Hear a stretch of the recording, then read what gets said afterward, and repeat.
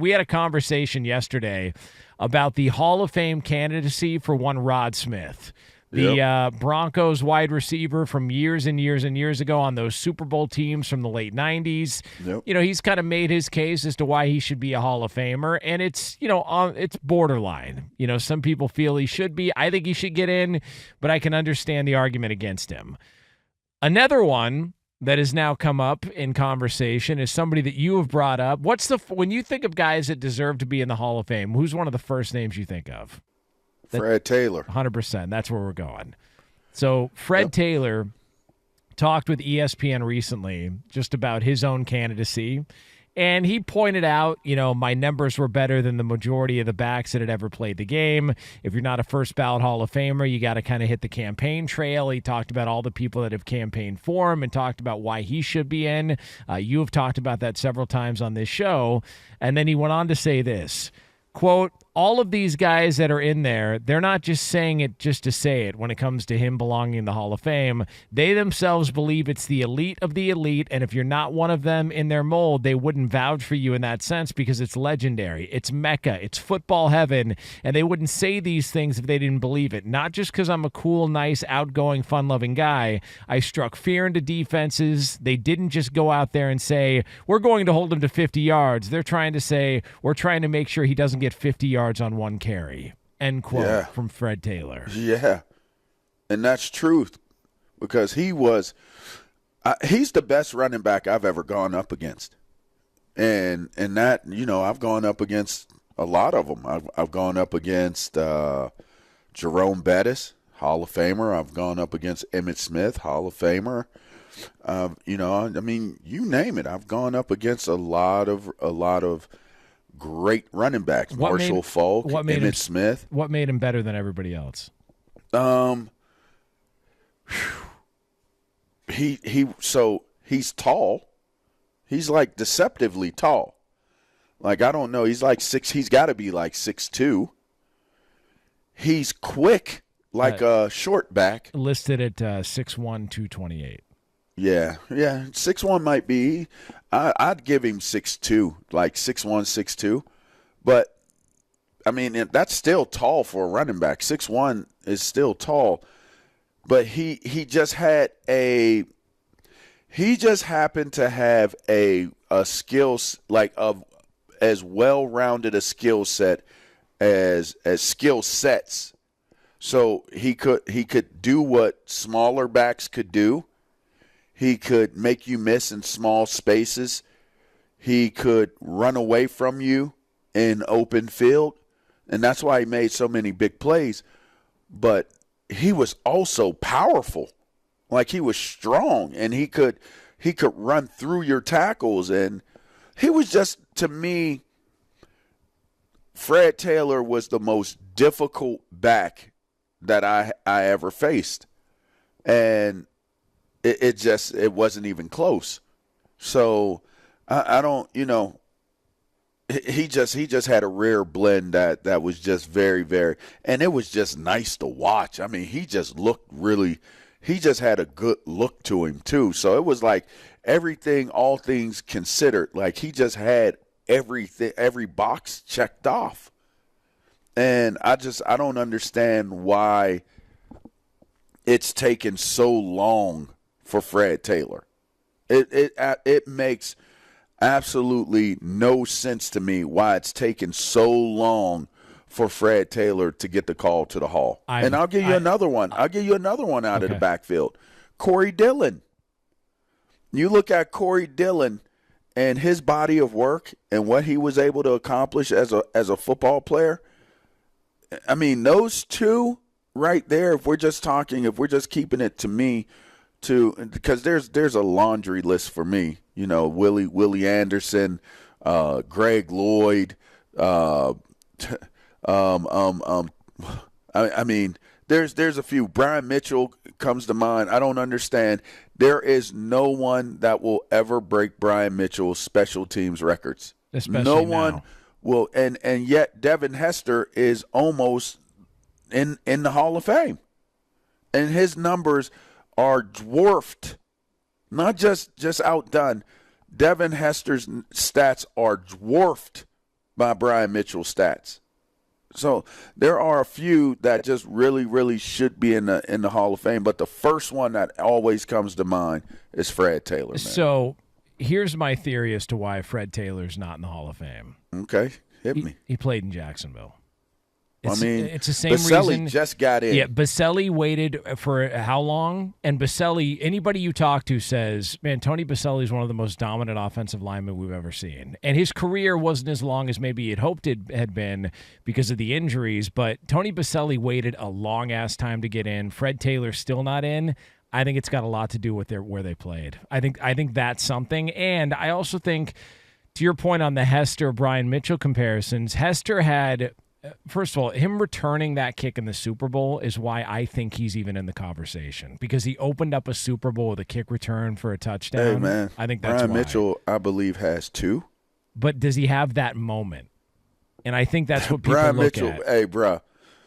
See, this is the problem with stuff like this, right? Is that we look at a Devin Hester. We look at a Devin Hester and you say, does he have that moment? Well, if you were able to see that man's career, he got 1 Super Bowl. If you were able to see his career and the things that he was doing, most career kickoff return yards, 14,000. 14,000 career return yards. Most career punt return yards, 4,999 yards. Most career total return yards, 19,000 yards. 19,013 yards. Come on, man. Like, stats do not lie. And while I will say in some cases you can make arguments against stats, but production is production. And name me, how are you not the most important at that position if you are the career leader in kickoff return yards, or punt return yards? Please explain that to me, Jonas. I agree with you. I think and also the way that we've seen what they've done with kickoffs, they've just devalued that position more and more. It still doesn't take away from the fact that was an impact play for a lot of years, and at an impact play, he was the best and had the most impact on it, and still not recognized. He's got 13 special teams touchdowns, and he's only second in NFL history behind Devin Hester. Yeah. I mean, he's got 9 punt return touchdowns. That's third behind Eric Metcalf. I mean, honestly, he's ranked the second greatest specialist in NFL history by NFL Network, by an outlet.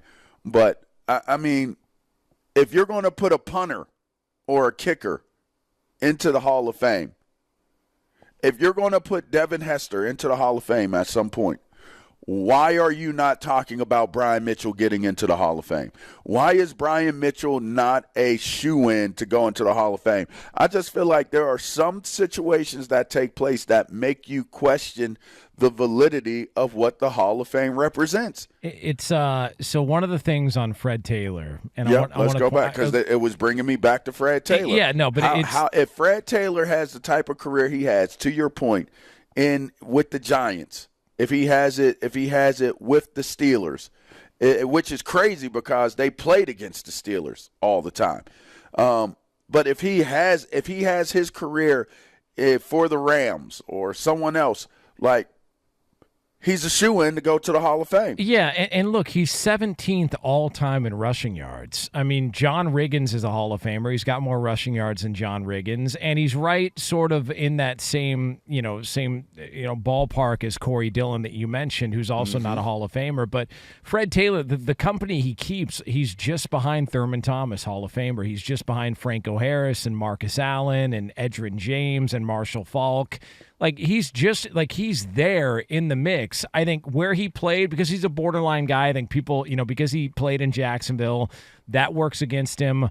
One of the other things that was pointed out, and this is from Michael David Smith of Pro Football Talk, he pointed out just sort of where he was in his career, and he said that working against Taylor, he was never considered the best running back in the NFL. He wasn't. He never finished any season in the top 5 in the league in rushing yards from scrimmage or touchdowns, and was never a first-team All-Pro. Never a first-team All-Pro. And I made that point. And he was only a Pro Bowler one time. Yeah, and he never got to a Super Bowl, but I don't know that is necessarily a make or break here. I told you guys yesterday on the show that Pro Bowls and All-Pro bids matter. He was never a first-teamer.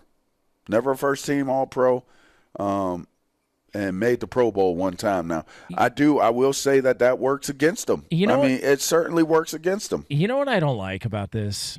I don't like that we take individual season achievements, and those are more important than the career. It's like if you're just listing, and this isn't, attacking Pro Football Talk or Michael David Smith who came up with this, but if you're looking at, all right, why isn't he in? We could talk about Jacksonville, but if you're looking at, well, he never finished in the top 5 in a season here, he never finished that. It's like when you're scoring a boxing fight, if you're scoring a 12-round fight, you don't give the fight to the guy who had the most dominant round. You give the fight to the guy who won the fight, who won the most rounds. Like, he could be dominant in the 4th and 5th round, but if he lost every other round, you can't reward him the fight. Fred Taylor was consistently one of the better backs in the NFL. He may not have had that outrageous season like we've seen from a Chris Johnson who went for 2,000 yards, but at some point, isn't consistency part of the conversation here? It's like a longevity of your body of work. Okay, Frank Gore is certainly what pays dividends. Frank Gore should be a Hall of Famer, and I'm telling you right now, there's going to be some people who want to argue against it, and he's 3rd all time because Frank Gore, much like Fred Taylor, was never the best running back in the NFL ever.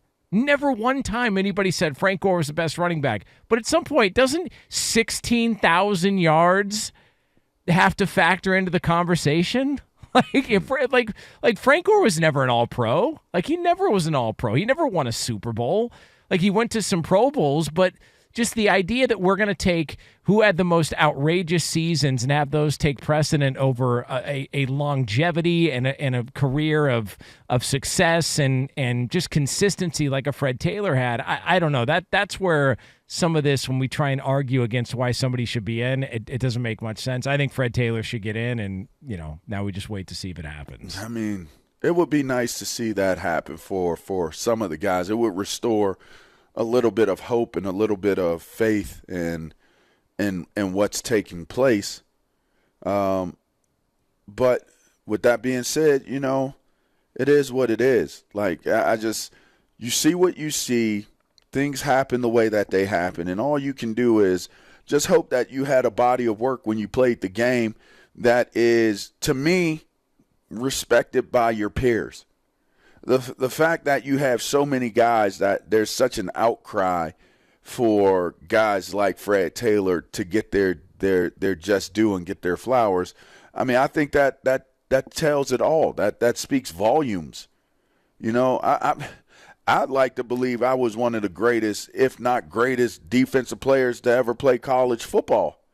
And I don't find that to be a stretch. I'll put my highlights. I won't put my stat line, which comes back to it. Yeah, I don't know. I won't put my stat line up against a whole bunch of people, because stats can lie in some instances. But in terms of just an impact player on the game, I'll put my resume up against anyone. You see, I think, though, you were cutting. I think, you jumped off sides a lot of face masks. Yeah, never cut corners, never. I mean, jumped off sides a few times, of course.